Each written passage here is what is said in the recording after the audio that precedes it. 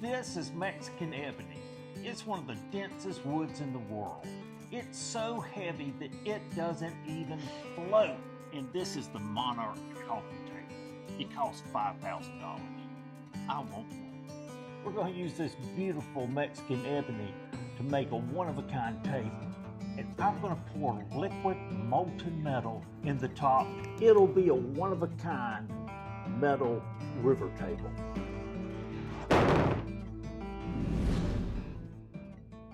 First thing we're going to do is break this piece in half. This wood weighs 72 pounds a cubic foot. That is twice what walnut weighs. And I've not been looking forward to using my saw on this. It is super hard. We're just going to have to gnaw through it. And just for giggles, let's see if we can cut it with this old Craftsman battery saw. I've only got about an 1/8 inch showing.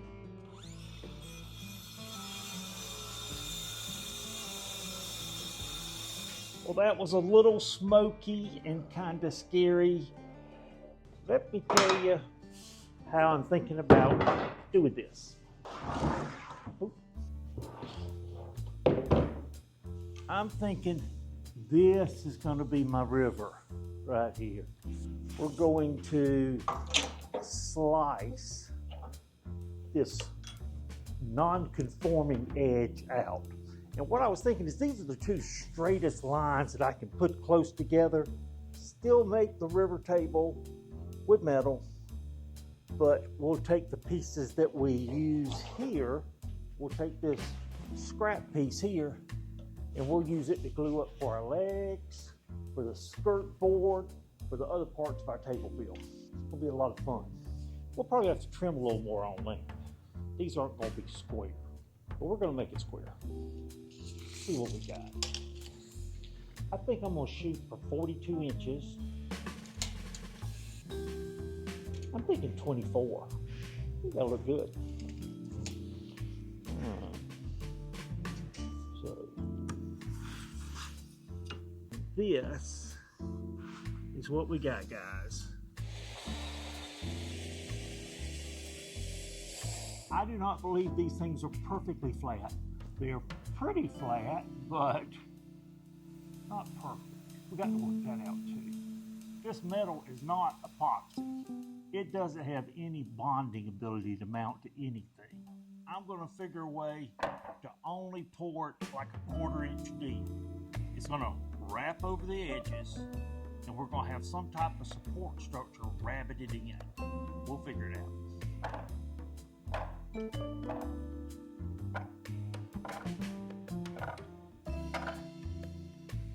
I think I'm going to order about 5 more just to be safe. The flattest thing I got is the tabletop of my saw. So it's pretty wobbly. This is what we got to do.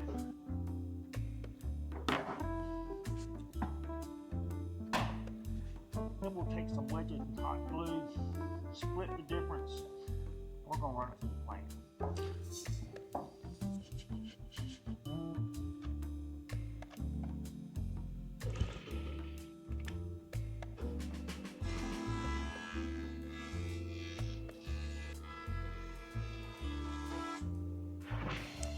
All right, all flat, all even. And now we got to figure out how to join them together. I got some ideas. We're going to rabbit out that, and we're going to put a piece of plywood all the way down.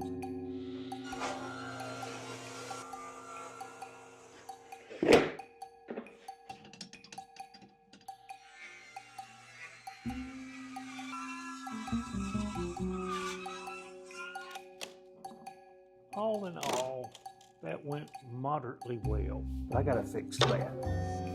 Now this is not anything special. I've got a pattern bit. This is actually my circle jig. I've set the height exactly to the 3/4 inch piece of plywood. And what I'm going to do is use this for stability and just run back and forth like this. That'll give me this consistent 3/4 inch rabbit all the way down.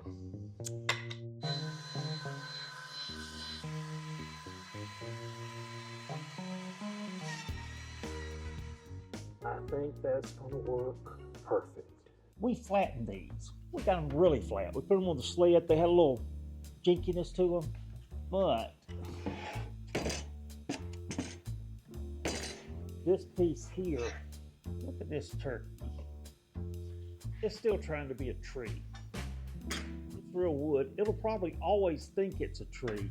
We've just got to trick it into being flat till we can glue it up. We got to make it more cooperative.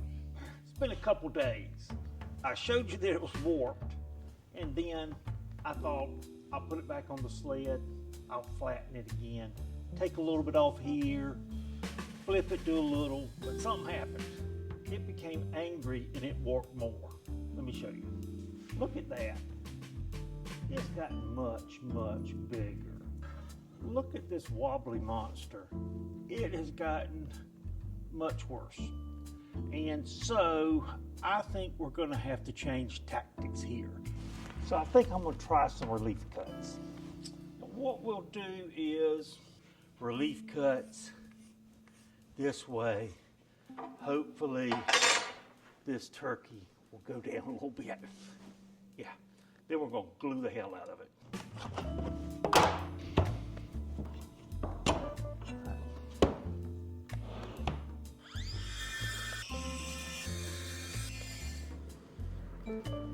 I'm gonna strap it to something very straight and very stiff.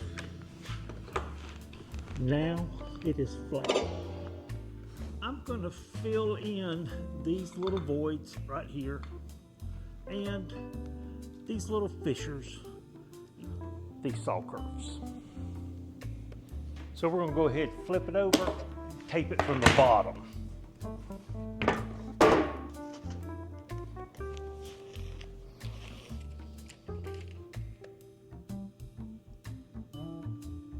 I'm gonna put 1 hour epoxy. I tinted it black. Why not?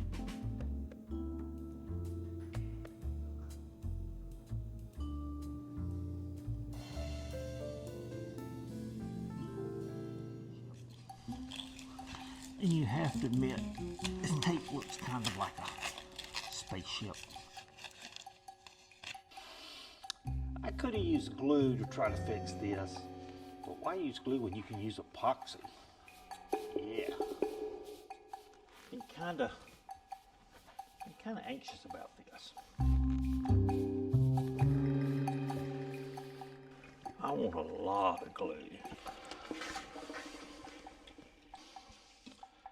There we go. And we're going to use these very unprofessional squeeze clamps. It's really not what looks cool on YouTube, but they're going to be just fine. But this middle is kind of a far reach. None of these clamps will work for that, but Harbor Freight to the rescue. I bought these very inexpensive Harbor Freight deep clamps years ago. You can see they're kind of warped, but they're just right. While it's drying, we got to start working on the legs. They're going to be a boogeroo. There are a lot of challenges to this leg. I'm gonna break it up into sections. There's nothing normal about the way I'm gonna do this.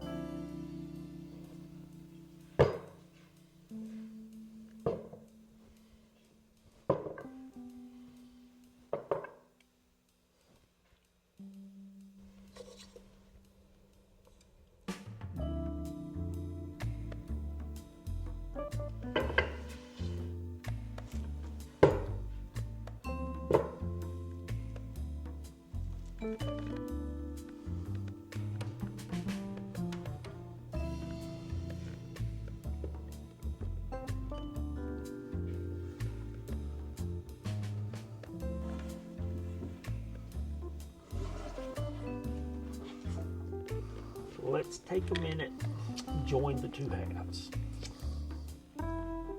This is what I've been waiting for.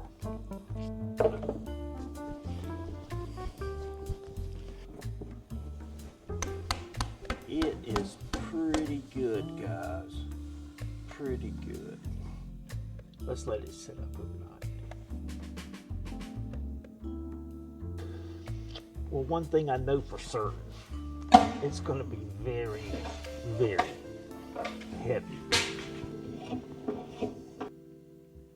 Let's see what it looks like. Oh!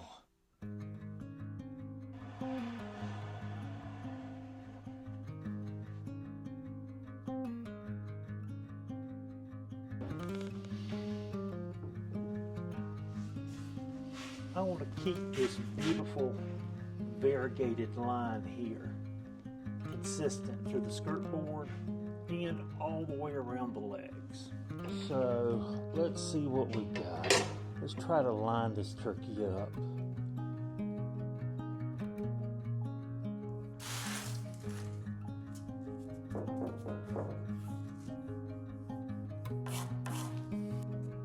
I'm running super low on wood. I just don't know if I got it. But we got the press on.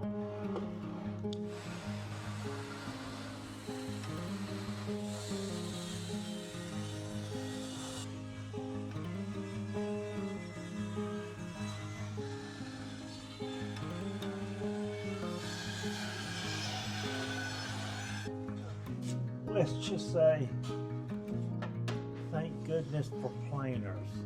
This side is especially ugly. This side's okay. Guess what? We don't care. We're gonna plane them flat and we're gonna veneer them on the side. Cool, huh? I think it turned out well. Very pretty. Now, these aren't thick enough for what I want to do.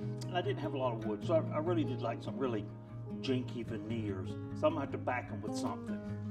I found some wood in the wood pile, but you can't guess what this is. And a rope. It's in the mahogany family, kind of cheaper mahogany. And this is American persimmon. Now this is kind of funky. This American persimmon is a member of the ebony family. Sometimes there's black spots all the way through it. It's very cool. We just got to beef them up. It really doesn't matter what we use. It doesn't bother me one bit to have these different secondary woods on the inside.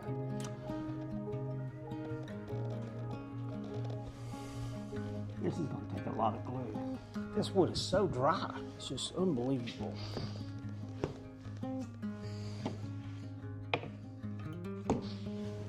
I really think even without clamps, these things would be unbelievably bonded.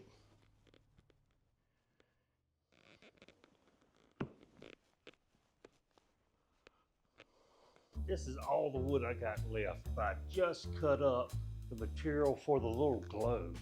They're gonna fit together like that. I'm gonna glue them, and this will make up the middle section of the leg. Now, I broke the leg down into 3 sections. I've got the top, like the middle. This will be the globe. 3 pieces glued together, turned on the leg. Then the bottom, and we'll call that the foot. We'll see. You ever notice I slam things down a lot? I've been trying to keep some of the interesting patterns in these pieces.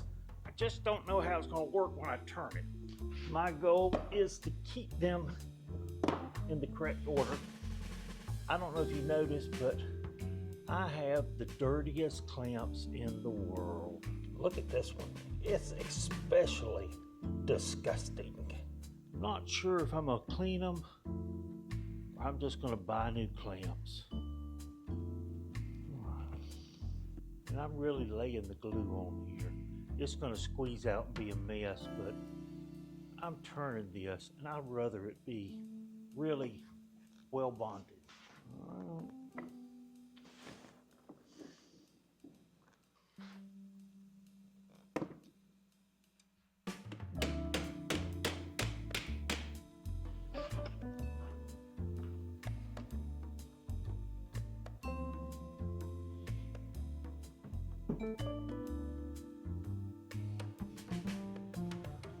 So I let these set up overnight, and I let those set up overnight.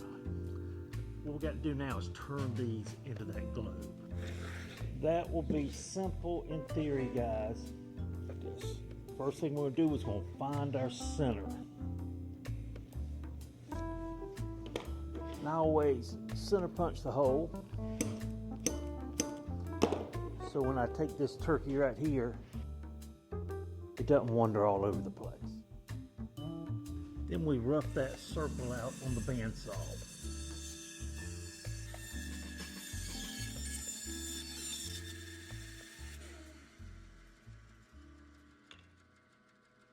Do that a couple more times, we'll be ready to go to the lathe.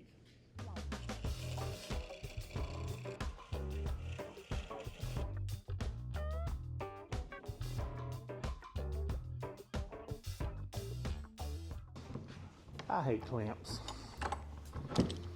I mean, do I really hate clamps? I think what I really hate is putting up clamps.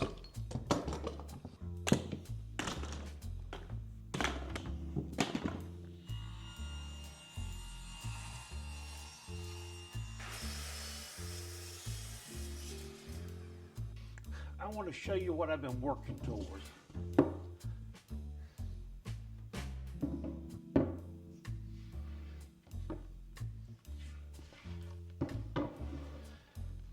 I've been trying real hard to get the sapwood to let this line follow around the piece.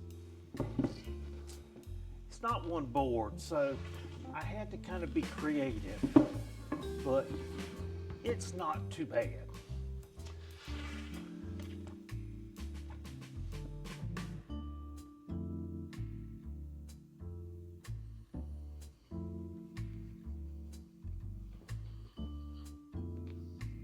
Yeah, I think it's going to look awesome.